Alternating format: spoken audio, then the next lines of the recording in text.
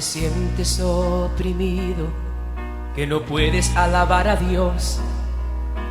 La Iglesia de Restauración, Apóstoles y Profetas presenta al conferencista y evangelista Hernán Sauceda Mencía con el tema La verdad sobre los santos. Para obtener este y otros temas más, visite Librería de Restauración, ubicada en el 880 de la Bonifant Street, Silver Spring, Maryland, 20910. También llamando al pastor Vicente Hernández al 301-681-6419, 301-562-4005, al celular 240-372-4923, o visite nuestra página de internet www.libreriaderestauracion.com. Que Dios le bendiga. Mentiroso, él quiere hacernos creer que somos nadie, cuando él bien sabe que somos hijos de un gran rey. Levanta ya tus manos, porque la victoria es nuestra.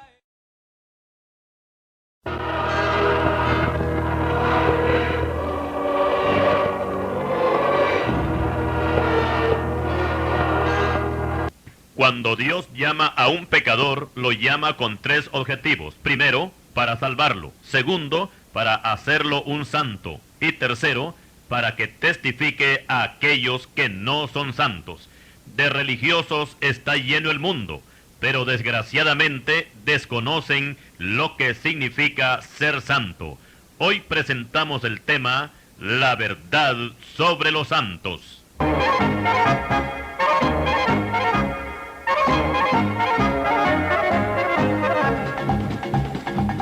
Para respaldar este tema, tomamos la escritura en primera epístola de Pedro, capítulo 1, versículos 15 y 16, que dicen así: como aquel que os llamó es santo, sed también vosotros santos en toda vuestra manera de vivir, porque escrito está, sed santos, porque yo soy santo. Hasta aquí la cita. En cierta oportunidad, un evangelista le hablaba a una señora la palabra de Dios y le invitaba para que aceptara a Cristo como su Salvador.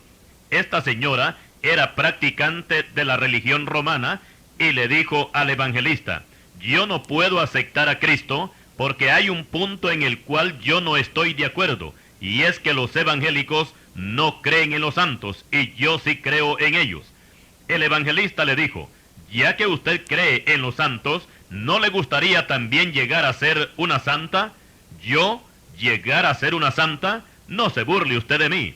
El siervo de Dios le dice: ¿así que usted piensa que no puede llegar a ser una mujer santa?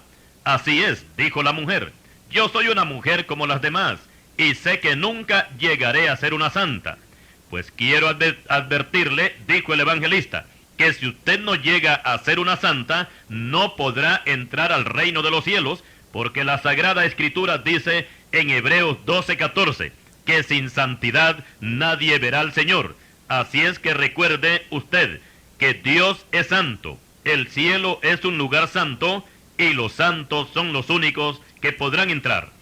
Dijimos que esta señora era una buena persona, una mujer religiosa, pero ignoraba por completo las Sagradas Escrituras y lo que dicen con respecto a los santos.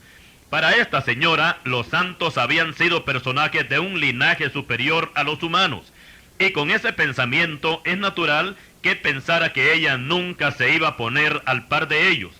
Con mucha pena puedo asegurar que de la misma manera son millones los que piensan igual que esta mujer que acabamos de mencionar. Ahora surge la pregunta: ¿qué es un santo para usted? Con respecto a esta pregunta, se vierten varias opiniones y por supuesto que existe mucha ignorancia, porque como dijimos, una gran mayoría no saben definir la palabra santo. Algunos piensan que los santos son las estatuas e imágenes de yeso, de madera, de metal, de cartón o de papel. Otros creen que los santos son personajes que vivieron en el pasado y que fueron canonizados por los papas. Otros creen que los santos solo son los ángeles y no seres humanos. Otros relacionan a los santos con personas vivas que han aceptado a Cristo como Salvador y Señor de sus vidas. Algunos buscan a los santos entre los vivos para otros los santos están en el cielo, y para otros los santos están en los altares. Con este mensaje espero que usted conozca quiénes son los verdaderos santos y qué se necesita para llegar a ser como uno de ellos. ¿Qué diferencia hay entre los santos de la iglesia evangélica y los santos de la iglesia católica? ¿Por qué los evangélicos no tenemos imágenes en los templos? ¿Por qué algunos sacerdotes católicos están quitando poco a poco las imágenes de sus templos? ¿Pueden las almas de los que murieron y están en el cielo ayudar a los que viven en la tierra? ¿Podemos invocar a los santos y rendirles culto? Si usted es una persona que profesa la religión tradicional, puede hasta enojarse conmigo si le digo que las estatuas que están en los nichos, en los altares, no son santos, sino estatuas. Objetos hechos por mano de hombres, que parecen y tienen forma de humanos, pero no son humanos, sino estatuas. Carecen totalmente de vida, porque no son obra de Dios, sino del hombre. Salmo 115, versículos 4 al versículo 8. Quiero compartir con usted una noticia que apareció en un periódico mexicano. Decía así: Monseñor Sergio Méndez Arceo, obispo de Cuernavaca, México, ha ordenado que se quiten todas las imágenes de los templos que corresponden a su jurisdicción, o sea, a la diócesis, aduciendo que no son santos sino imágenes. Pero los fieles se oponen a la orden dictada por el obispo y lo acusan de rebelión por no simpatizar con los santos. En verdad que se necesita valor para dar una orden así, pero se nota que este obispo ha entendido la Escritura cuando dice que un ídolo o estatua o imagen nada es en el mundo. Primera de Corintios 8:4, Primera de Corintios 10:20, Éxodo 24, Levíticos 26:1, Jeremías capítulo 10, versículos 3 al 5 y otras citas más. Ahora, si las estatuas no son santos, ¿quiénes en verdad son los santos? Según la Escritura, un santo es una persona viva y que ha sido justificado por la gracia de Dios, que ha nacido de nuevo por medio de la sangre de Cristo y ha sido sellado con el Espíritu Santo. Y por consiguiente, santo es aquel que lleva una vida santa. Por su parte, la Iglesia Católica Romana llama santos a los que merecen el cielo como recompensa por sus buenas obras, y por supuesto han muerto en los siglos pasados. Y aquí vemos dos puntos opuestos, porque la Biblia relaciona a los santos con personas vivas, mientras que el catolicismo romano le atribuye santidad solamente a los muertos. ¿Con quién se queda usted? ¿Con los vivos o con los muertos? Ojalá tenga usted buena visión para escoger, y espero que se tome muy en serio, no mi opinión, sino lo que aconseja la palabra de Dios, que todo aquel que quiera ser salvo y quiera entrar al cielo tiene que pasar necesariamente por el proceso de la santidad, porque sin paz y sin santidad nadie verá al Señor. Hebreos 12:14. Tenemos que explicar que la Biblia no habla de santos canonizados, porque estos llegan a ser santos, los canonizados, por un procedimiento humano. Un hombre hace santo a otro hombre. Sin embargo, los verdaderos santos de Dios no pueden declararse santos ellos mismos, ni por ningún líder espiritual humano, sino que es Dios quien santifica a aquel que es candidato a ser santo. Primera Tesalonicenses 5:23. Es natural que todo creyente busca la santificación, pero quien lo santifica es Dios. Y por esta razón, la Biblia no tiene la enseñanza de que a una persona se le llame con el sobrenombre de santo, aunque la persona lo sea. Cuando se trata de dirigirse a una iglesia, sí es válida la palabra. Para el caso, el apóstol Pablo en sus epístolas se dirige a las iglesias como la iglesia de los santos, o santos santificados, o llamados a ser santos. Primera de Corintios 1, versículo 2, Romanos 1:7, Segunda de Corintios 1, versículo 1, Efesios capítulo 1, versículo 4, Colosenses capítulo 1, versículo 2. Y cuando enviaba el apóstol Pablo, cuando enviaba saludos, algunas veces usaba el término los santos os saludan, como por ejemplo en la epístola segunda de Corintios, capítulo 13, versículo 13, Filipenses 4, versículos 21 y 22. Explicamos que esto era en forma global, y cuando estaba ausente el apóstol. Ahora que cuando se trataba de saludarlos personalmente, ninguno era mencionado como santo. Ejemplos tenemos en la epístola a los romanos, que es donde más aparecen nombres de hombres y mujeres creyentes, a quienes Pablo les envía saludos usando solamente el nombre de ellos, sin el sobrenombre de santo. En las epístolas personales, como ser a Timoteo, Tito y Filemón, el apóstol no usa la palabra santo para dirigirse a ellos, sino el nombre solamente. Algunos hermanos nuestros usan la frase el apóstol San Pablo, San Pedro, San Judas. No digo yo que están pecando al decir esto, de ninguna manera, pero tampoco es correcto mencionarlos así, porque la Biblia no nos autoriza a expresar un trato semejante, aunque los traductores bíblicos les hayan aplicado ese título para autenticar sus escritos, como por ejemplo el Santo Evangelio según San Mateo. El San aparece en los 3 restantes evangelios y en la presentación de las epístolas, pero como dijimos, es cosa del traductor, no entra en el lenguaje bíblico. El apóstol y médico Lucas, escritor del libro de los Hechos de los Apóstoles, no mencionó a ninguno de los protagonistas de este libro como san o santos. Mencionó a Pedro como Pedro, a Pablo como Pablo, y así a todos los demás. La palabra san o santo para dirigirse a un creyente fue sacado del catolicismo romano, no de la Biblia. Ahora es bueno explicar que en los inicios la iglesia primitiva usaba los siguientes términos: apóstoles, discípulos, cristianos y santos.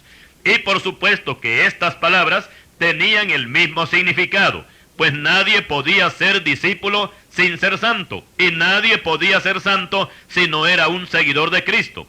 A continuación vamos a notar la diferencia entre los santos del catolicismo y los santos bíblicos. Hago una aclaración que no menciono a los llamados santos de otras religiones, principalmente de las asiáticas, porque no tienen gran influencia en nuestra cultura americana, como ser la religión sintoísta, que es la religión oficial del Japón, donde hay una gran cantidad y variedad de santos, donde van incluidos hasta los propios gobernantes.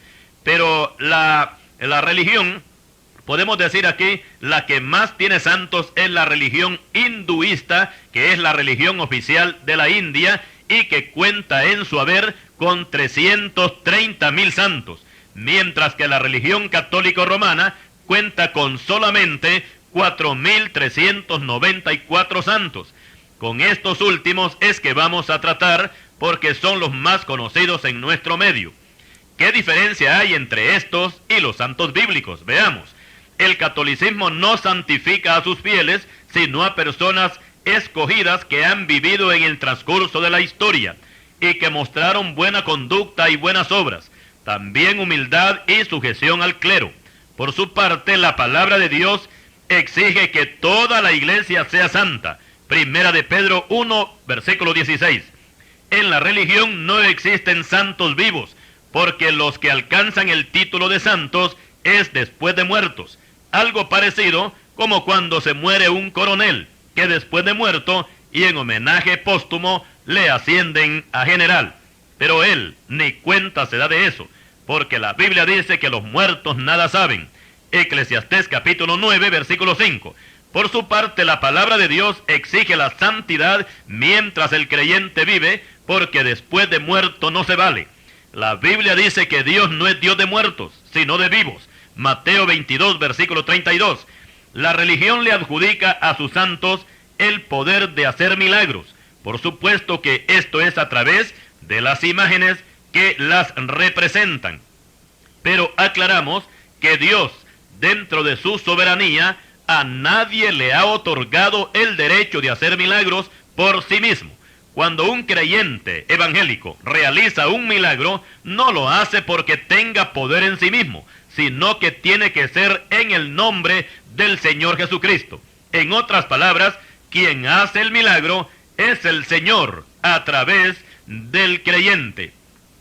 Y así, la religión confía la seguridad de las naciones y continentes enteros al cuidado de los santos patronos y patronas, tal como sucedió con Juan Pablo II en su misa que ofició en el Parque Central de Nueva York el 7 de octubre del año de 1995, que puso a toda América Latina en las manos de la Santa Virgen de Guadalupe, patrona de los mexicanos.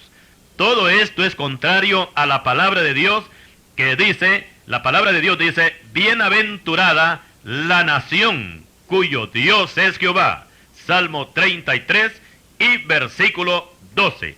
Obedezcamos al Señor y obtengamos la santidad, pero la santidad que da el Señor, para que así podamos entrar al reino de los cielos. Continuaremos.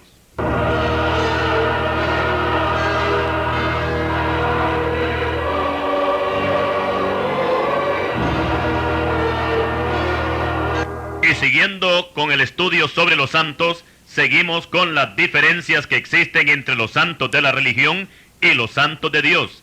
Y como decíamos anteriormente, la religión, además de otorgarles a sus santos el poder de hacer milagros y de encargarles la custodia de las ciudades y naciones, también los ha colocado como intercesores entre los pecadores y Dios, comenzando con la Santa Virgen María, que es la que encabeza la lista como abogada y mediadora. Cierta vez se presentó una plática entre un pastor y un sacerdote católico. La plática era con respecto a los santos, y el pastor preguntó, ¿los santos son humanos o son divinos? Son humanos, contestó el sacerdote. Pregunta el pastor, ¿pueden estar las almas de los santos al mismo tiempo en el cielo y en la tierra? No pueden hacerlo, dijo el sacerdote. Vuelve a preguntar el pastor, supongamos que en este momento haya en todo el mundo 20,000 personas elevando sus peticiones a la Virgen María. ¿Podría ella escuchar desde el cielo las peticiones que le están haciendo esas 20,000 personas en todo el mundo? El sacerdote se quedó pensativo por un momento y luego dijo, eso podemos considerarlo totalmente imposible. Solo Dios puede hacer eso. Después habló el pastor y dijo, entonces usted tiene que convenir conmigo que todos los que piden a los santos pierden el tiempo, pues ruegan a quien no les puede oír. Es cierto, dijo el sacerdote, que el único que puede estar en todo el universo es Dios, y que puede escuchar al mismo tiempo las peticiones de los que claman. Y es Dios quien le comunica las peticiones de sus devotos que les dirigen desde la tierra. Entonces dijo el pastor, conforme a su respuesta, quiere decir que Dios es mediador entre los santos del cielo y los hombres en la tierra. ¿En qué quedamos? Recuerde que la Biblia asegura que solamente existe un mediador entre Dios y los hombres, que es Jesucristo hombre. Primera de Timoteo 2, versículo 5. Y aquí nos detenemos en la plática del pastor y el sacerdote y explicamos, respaldados en la Escritura, que las almas de los santos que están en el cielo, y aquí explico también que estas almas tienen que ser de los verdaderos santos que Cristo santificó cuando estaban vivos en la tierra. Estas almas no pueden oír nuestras oraciones, ni peticiones, ni conocen los problemas que afrontamos aquí en la tierra. Dios es el único que conoce nuestros pensamientos. Él está atento a nuestras necesidades y escucha nuestras oraciones. Así lo dice Primera de Pedro, capítulo 3, versículo 12. Hemos encontrado dos razones por las cuales los santos no pueden ayudar a nadie. En primer lugar, porque ellos no son divinos. Solamente el Padre, el Hijo y el Espíritu Santo son divinos. En segundo lugar, porque Dios no confía en ningún santo. Así lo dice la Escritura, que en sus siervos no confía, y notó necedad en sus ángeles. Libro de Job, capítulo 4 y versículo 18.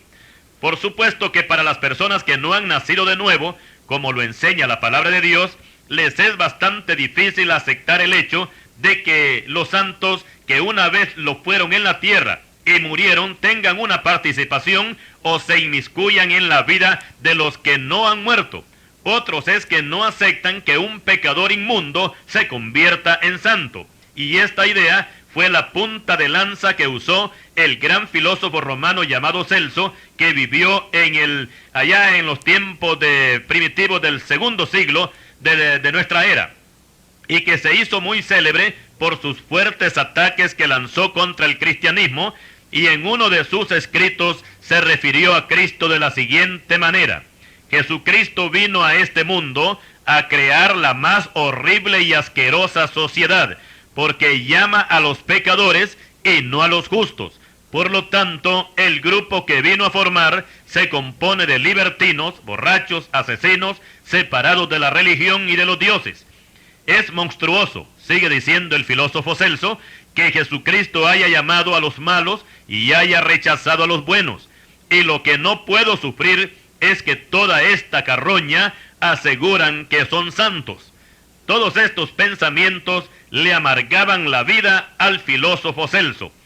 Pero en ese mismo tiempo vivía un cristiano valeroso que formó parte de los padres de la iglesia, llamado Orígenes, quien le contestó a Celso de la siguiente manera: es verdad que Jesucristo llamó a los libertinos, borrachos y asesinos, pero los llamó al arrepentimiento, llamó a los malos para convertirlos en nuevas criaturas. Llegamos a Él siendo fanáticos y tercos, y Él nos hizo libres. Llegamos a Él siendo borrachos y violentos, y Él nos hizo sobrios y pacíficos. Llegamos impíos, y Él nos hizo santos. Estas palabras de este siervo de Dios hicieron enmudecer al ignorante filósofo Celso, que estuvo viviendo en el primer siglo de la era cristiana. Y esto es una rectificación, porque al principio dijimos que Celso vivió en el segundo siglo, pero fue en el primer siglo de la era cristiana. Es natural que, al igual que Celso, algunas personas no conciben a un santo vivo, máxime si se trata de personas que han dado un pésimo testimonio en su vida mundana, aunque ahora vivan una vida santa. Y es que en verdad que el mundo ha estado acostumbrado a ver santos, pero santos pintados en las paredes o metidos en altares, los cuales en sí solamente llevan el nombre de santos, pero que no son más que un objeto que se ve y se toca como cualquier otra cosa. La Biblia los describe como ídolos, y un ídolo nada es en el mundo, dice el apóstol Pablo en 1 Corintios 8, versículo 4, y que no hay más que un Dios. En el Salmo 115 hay una descripción de ellos, de los ídolos, y dice la palabra de Dios que los ídolos de ellos son plata y oro, obra de mano de hombres. Tienen boca, mas no hablan; tienen ojos, mas no ven; orejas tienen, mas no oyen; tienen narices, mas no huelen; manos tienen, mas no palpan; tienen pies, mas no caminan; no hablan con su garganta. Semejantes a ellos son los que los hacen, y cualquiera que confía en ellos. Salmo 115, versículos 4 al 8. El profeta Jeremías nos dice, refiriéndose a los santos religiosos, que son hechos por mano de hombres. Dice así esta palabra: con plata y oro lo adornan, con clavos y martillo lo afirman para que no se mueva. Derechos están como palmera y no hablan, son llevados porque no pueden andar. No tengáis temor de ellos, porque ni pueden hacer mal, ni para hacer bien tienen poder. Jeremías capítulo 10, versículos 4 y 5. Si somos entendidos a la palabra de Dios, tenemos que reconocer la gran diferencia entre un santo vivo y esta clase de santos que son hechos por la mano del hombre. Lo peor del caso es que detrás de todo esto aparece lo que la palabra de Dios condena como ser la idolatría. Porque cuando una persona se aboca a un ídolo y que ellos le llaman santo, lo que están haciendo es quitar al Dios verdadero para confiar en un Dios falso, o sea, en un santo que al fin y al cabo no es ni Dios ni es santo. Ahora nuestra pregunta es, ¿por qué la gente confía en algo así? Es natural que una persona que es religiosa, pero que desconoce la palabra de Dios, va a confiar en varias cosas. Por ejemplo, hay algunos que confían en la pistola que llevan para su propia seguridad, y al fin y al cabo la pistola puede disparar y la persona puede defenderse. Otros confían en el buen carro que tienen, y en el mayor de los casos, los carros también sacan de apuro a cualquiera que tenga una gran necesidad, porque se mueven de aquí para allá. Otros confían en el dinero que tienen, y en verdad que el dinero sirve mucho. se compra comida y no se aguanta hambre. La Biblia dice que el dinero sirve para todo. Eclesiastés capítulo 10, versículo 19. Todo esto que hemos mencionado sirve para algo. Pero oiga, un ídolo, ¿para qué sirve? Cuando no me defiende, ni me saca de apuros, ni me da de comer. Meditemos en algo bien interesante aquí, y es que una persona que no conoce a Dios, ¿por qué no se postra ante una pistola o ante un carro? ¿Por qué no tira su dinero al piso o su chequera y se postra para adorarla? Porque con ese dinero puede comer al día siguiente. Aunque esto no es lo correcto, pero tendría más lógica postrarse ante algo que sirve en vez de hacerlo ante algo que no sirve, como son los ídolos. Y en verdad que esto último no tiene sentido. Veamos esta ilustración. Todos sabemos que el hombre es la criatura y que Dios es el Creador. Ahora preguntémonos, ¿quién tiene que adorar a quién? ¿La criatura adora al Creador o el Creador adora a la criatura? Por supuesto que lo normal, lo lógico, lo bíblico es que el hombre, que es la criatura, se postre y adore a Dios, que es su Creador. ¿Cómo ve usted el caso que Dios, siendo el Creador, se postrara ante el hombre, que es la criatura, para adorarlo? Con solo pensarlos nos da escalofríos esto. Ahora veamos qué sucede con el hombre y los ídolos. Si todo ídolo es hecho por la mano del hombre, en este caso el hombre es el Creador y el ídolo sería la criatura, la hechura de sus manos. La pregunta es la siguiente: ¿quién adoraría a quién? Voy a explicarlo mejor. Si Dios me hizo a mí en el vientre de mi madre, como dice el Salmo 139 y versículo 13, y si yo soy obra de sus manos, entonces yo tengo que adorar al que me hizo. Ahora pensemos y pasemos, mejor dicho, al otro ejemplo. Si yo con mis manos formo un ídolo, eso quiere decir que yo soy el creador de ese ídolo.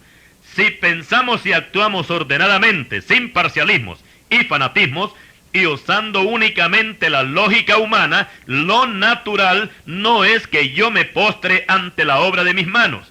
Eso no tiene lógica. Lo normal sería que el ídolo que yo formé, él se postrara ante mí y me adorara a mí. No se asuste que estamos hablando de un ídolo. Pero, ¿qué pasa con las personas que se postran ante los ídolos y les atribuyen poder, protección y hasta milagros? Esto no solamente es antibíblico, sino que es anormal, amoral, ilógico. No tiene sentido. Esto significa que el Creador, hablando del hombre, se postra ante su criatura, que es el ídolo. Otro punto importante de notar es que el Dios o ídolo ante el cual el hombre se postra no tiene vida. Sin embargo, el hombre sí tiene vida. Por otra parte, el hombre humano declara como santo no solamente al ídolo, sino el lugar donde es colocado, ya sean altares o templos. Todo esto es contrario a la palabra de Dios, porque Dios no exige lugares santos, sino hombres santos. Cuando los hombres pecadores elevan sus plegarias en las hermosas y lujosas catedrales, Dios no les oye, porque para ellos, aunque para ellos sean lugares santos, sin embargo, Dios, fíjese bien, Dios no está escuchando si ellos no están santificados, los hombres. Recordemos que Dios escuchó al apóstol Pablo y a Silas cuando se encontraban en una cárcel inmunda allá en Filipo, y hasta mandó Dios un terremoto y los libró de las cadenas. Hechos capítulo 16, versículos 25 y 26. La cárcel, explicamos, donde estaba Pablo y Silas, no era ningún lugar santo, pero los dos presos que ocupaban aquella celda, ellos sí que eran santos. Las personas que no han nacido de nuevo se enorgullecen de tener lugares sagrados, aunque sus personas estén sucias de pecado. Y aquí vamos a aclarar que los lugares de reunión, donde los verdaderos creyentes se reúnen para alabar a Dios, pueden ser lujosos, bonitos y aseados. Y esto es hermoso de veras, pero ante los ojos de Dios, la parte física de los edificios jamás será lo más importante. Los verdaderos creyentes que adoran a Dios, lo adoran en espíritu y en verdad en cualquier parte, sin tener necesidad de colocar un ídolo al frente. porque Dios es espíritu, como dijimos, y los que lo adoran en espíritu y en verdad es necesario que adoren, dice Juan capítulo 4 y versículo 24. Y con respecto a la mujer que mencionamos al principio, que dijo que ella no aceptaba a Cristo porque los evangélicos no creían en los santos, podemos decirles a todos los que pudieran opinar igual que ella, que nosotros sí creemos en los santos, nosotros los evangélicos, porque si no hubieran santos, no hubiera iglesia. La única diferencia es que la señora de la historia creía en santos muertos y nosotros creemos en santos vivos.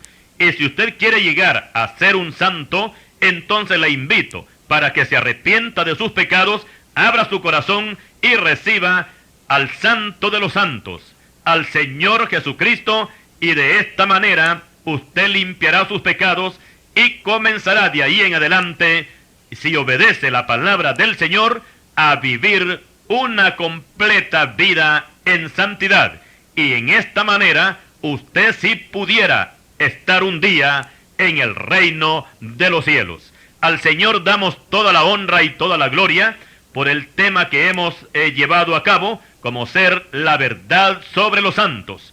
Y a usted le decimos gracias por escucharnos y que el Señor le bendiga.